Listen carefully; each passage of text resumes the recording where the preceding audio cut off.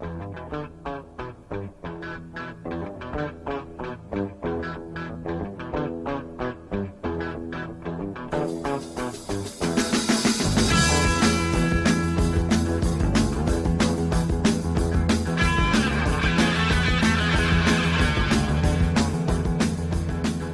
everyone to episode 55, Bogues Basketball Series, here to answer a few questions before we get rolling with our podcast. So thanks for joining us.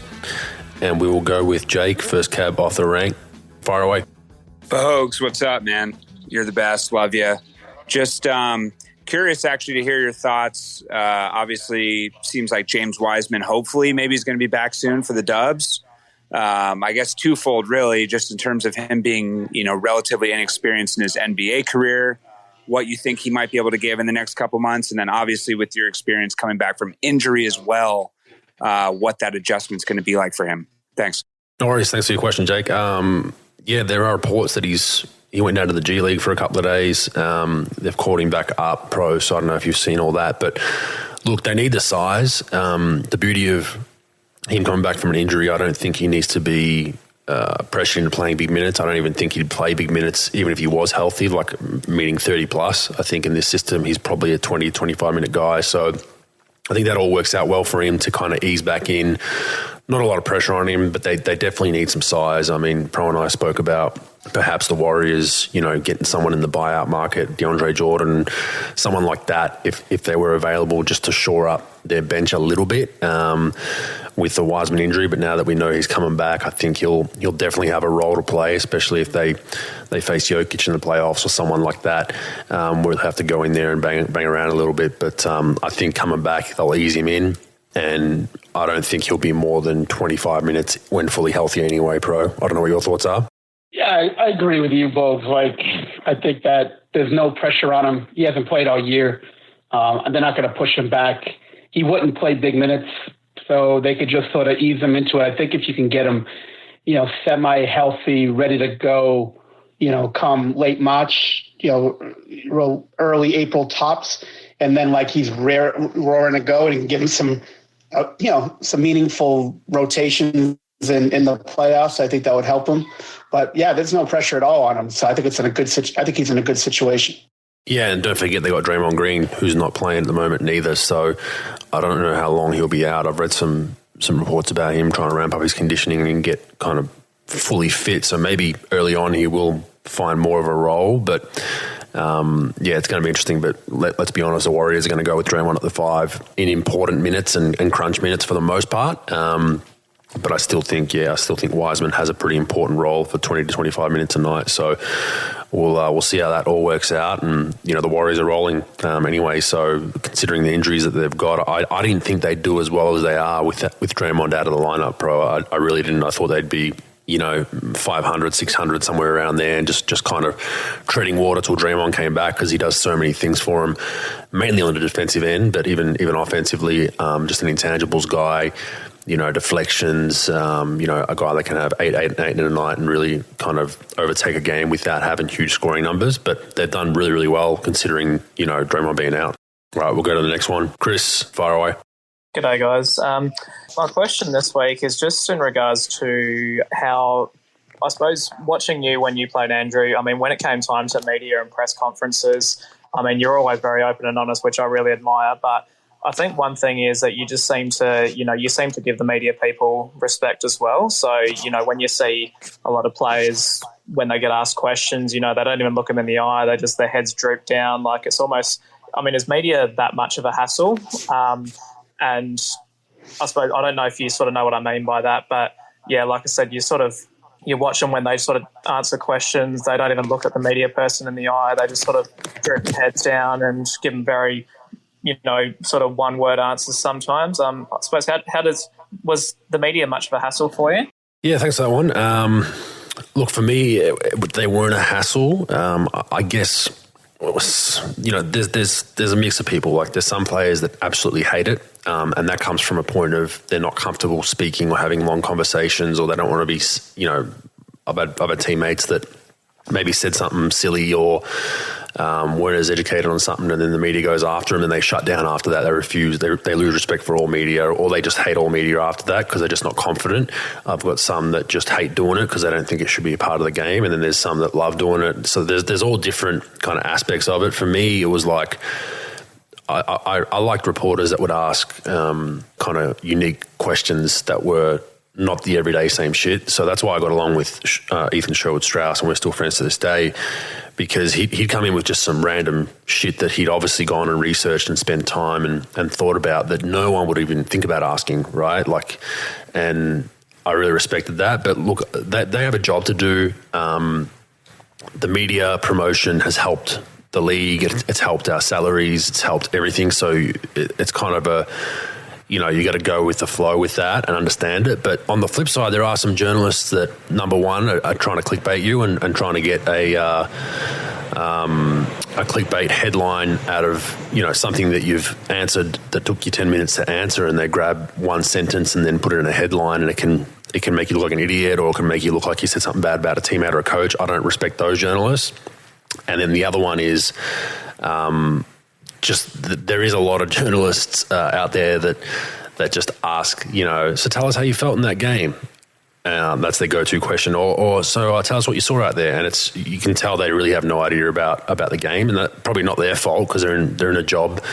Probably someone's pushed them in that job to just, hey, go get some quotes from Steph or Clay and or whoever it is. And that's where it's a little frustrating. So to answer your question, I get it to an extent. I still feel like you should look everyone in the eyes, take their question in and give an honest answer. But I definitely understand the cases of guys that kind of are disappointed about being handled badly or mistreated in their thoughts, and they just shut down with the media. And I've got countless examples of that where guys are just refuse to do it. They'll give 1 or 2 word answers. They don't want to say too much because they don't want to sound stupid, and they just don't like dealing with the media. And then you've got other guys that probably overdo it and love speaking to the media and do any engagement. They put their hand up for everything. I was kind of in between. I was happy to answer most journalist questions, but like if you clickbaited me or took something out of context purposely and maliciously, and you were trying to get a rise, whether on social media or whether in your article, I'd either address you when I saw you in the locker room, and then I'd really give you nothing after that. I'd give you nothing quotable.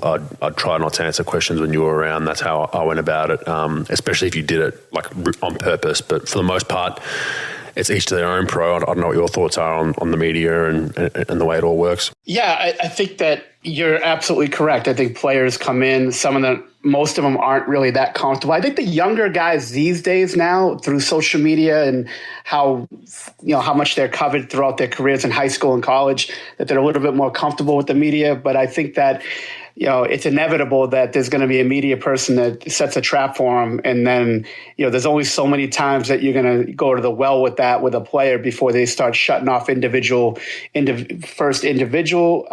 reporters or media members, and then just everybody, and they just give the one word answer, I think. And then there's the people that are just politicians that'll just they'll answer the media, they'll overdo it, they'll leak to the media, they'll be the media's best friends because they know that they're going to take care of them on the back end with articles and puff pieces to up their value a little bit too. So I think this depends on the person. I don't think it's just an overall attitude of the NBA. I think it depends on their background, what they're used to, how comfortable they are speaking in public. And I do believe you as far as I've seen that where people in the locker room give them shit about how they speak to the media or how they speak in general, and then they're a little bit self-conscious about that. Yeah, no doubt. And there's the other flip side of players that have conquered the art of answering a question without answering it. We get told that in media training. It's like if you get asked a question, let's say you're with Philly right now and they ask one of you about Ben Simmons and they're trying to really get something that they can clickbait, or the media training that we got was just answer it in a different direction, or don't even answer their question. Just be like, oh yeah, Ben's a great player. Like I really enjoy playing with him. That's what they kind of encouraged us to do with media training. So I think you really have to have there's kind of a street smartness to dealing with media that you have to have that you can't be taught in media training. You just got to pick it up over time, and you got to make mistakes. I've made plenty of mistakes, said plenty of dumb shit, but you have to have a street smart about it because I can tell now generally by the first sentence of a journalist question, if I get asked a question, of which direction it's going.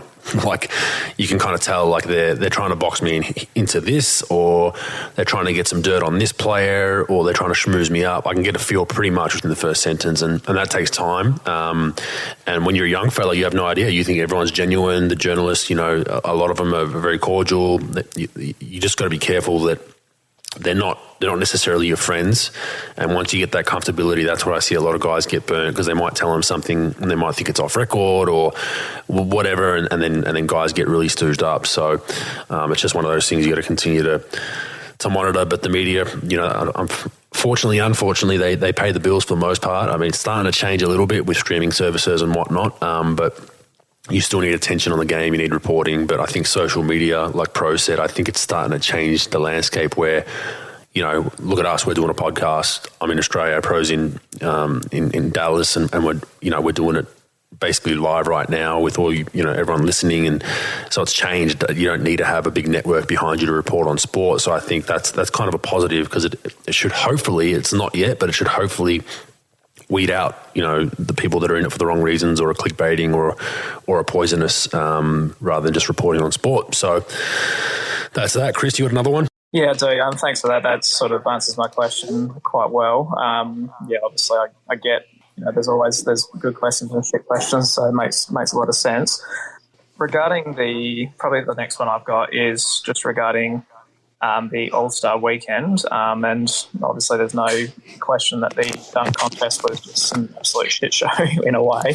Do you sort of have any ideas in terms of what, I mean, obviously I know it's a new podcast, and I know you and Pro it's not really your thing, but what do you sort of think they can really do to save things like the dunk contest, the skills challenge? Just imagine if there was a clause like they had in the how they do the AFL International Series, where you've got to be an All-Australian to be able to be selected for the team. I mean, imagine if they did something like you had to be an All-Star to participate in those competitions. Do you have any feelings about, also any thoughts about how to sort of fix the weekend and get viewers interested in it again?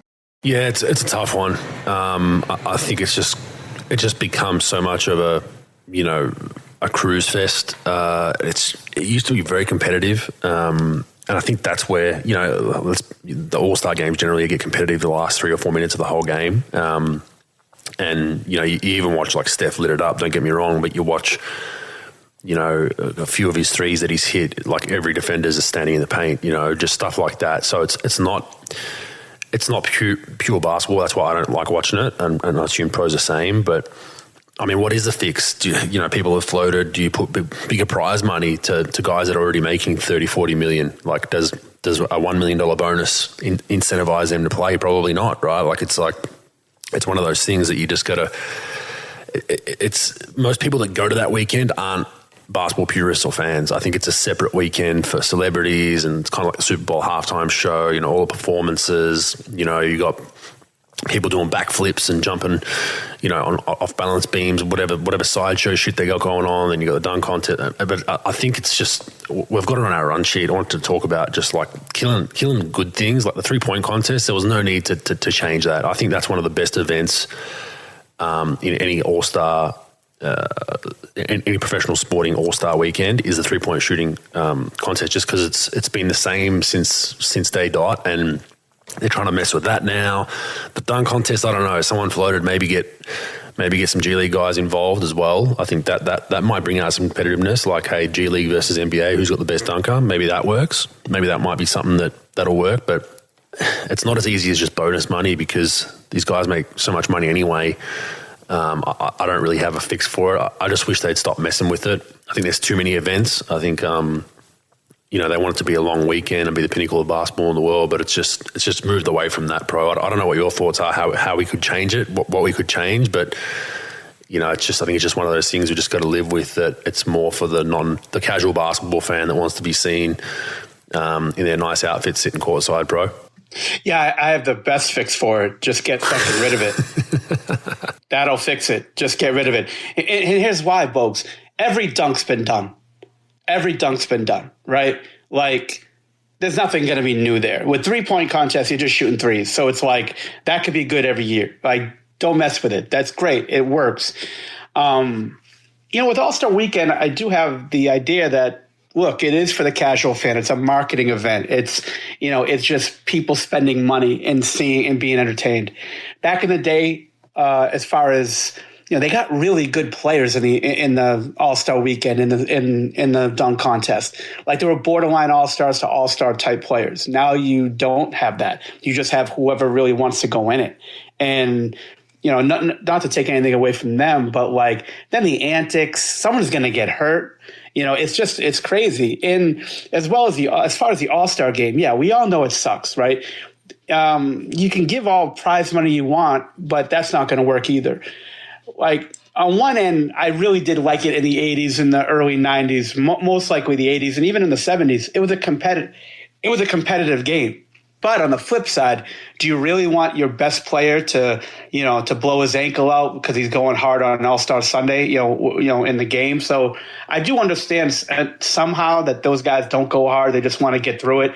They want to get back to they want to get on a private jet right after and go to some island and rest for the 3 or 4 days they get. They're not really caring about much of the All-Star game. I get that. I don't think there's really much you can do. I like the 3-point contest. The skills competition can be pretty good, but they're always trying to mess with it. But I guess they probably just have marketing people that work that are all year round saying, like, what's going to get the best views? What do people really want? And let's be honest, it's young people. Like, what do they want to keep them motivated in their eyes on the product? But that product is not good. It's not good. And the only thing I would ever watch would be the 3-point contest. And I didn't even watch that this year yet. And I'm not a big fan of the rack full of money balls. I'd rather just like the legit, the racks like the 100%. Yeah, I totally agree. I mean, and then you can compare, how do you compare Larry Bird's rack to Steph Curry's now? Like, there's like all the, and then you got the long shot now and all that kind of stuff. I'd love to know, how much money the All-Star game generates, whether it's still profitable, because I know we're going to talk about it, but it was one of the worst rating All-Star weekends in history, right, Pro? Is that correct? Yeah, that's what I saw. I saw that on Outkick on YouTube or something like that. Somebody had that it was one of the worst that in recent memory. Yeah, so maybe that's why they're doing it, but I agree. I think it's two separate fan bases. I think it's the casual fan that probably watches one or two. They watch that maybe one game every couple of weeks that's on ESPN, the feature game, or on TNT, and they might tune into the All-Star game.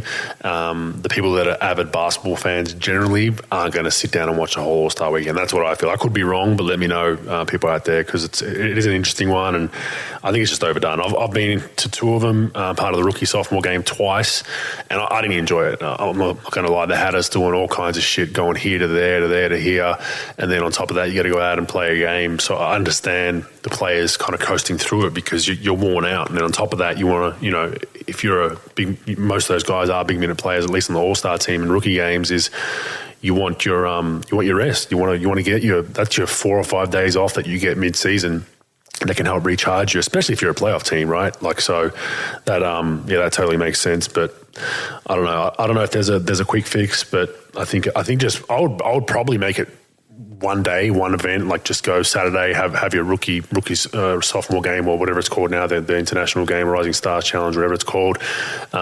Maybe go from morning to night on one day, and that's it. I don't think it needs to go over a whole weekend, so then it gives guys a chance to jet out, play everything on a Saturday, go from like 9 a.m. skills challenge, then lead into, I don't know, maybe your Rising Star Challenge and a little bit of a break, and then you have your 3-point shootout to your dunk contest to main event a weekend over. Like, we don't need all the other stuff, I don't think. That's what I'd like to see, but we'll see. I doubt it's going to change because it must be bringing in the dollars, and they want the NBA to be the feature for the world of basketball on that weekend.